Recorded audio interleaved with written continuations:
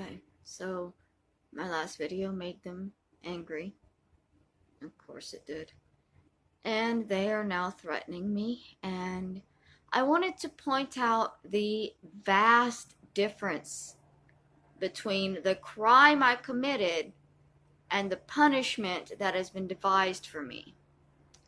The crime I committed was I pointed out that multiple people have died this year who are associated with my Aunt Kathy.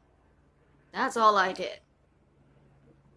I received an email that because that happened, somebody is going to be visiting my little brother's grave again, like they did earlier this year, and they are going to write something on my little brother's headstone.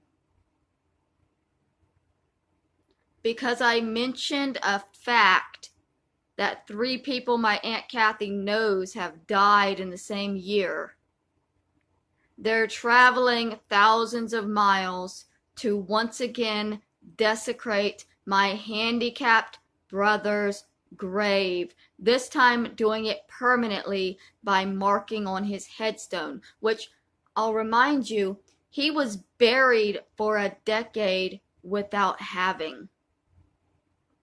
He passed away in 2009. He didn't receive a headstone until, 2019? And now they're going to go and desecrate it by writing on it. All because I stated a fact. A simple fact. People have died this year that Kathy knows. It's a simple fact. The punishment is a little extreme, don't you think? Now, why? Why? Just like, I reported the YouTube videos that were bothering me when they were making them about me. So in return, they reported my therapist to have her license taken away. These two things are not the same. One of them is extremely fucked up.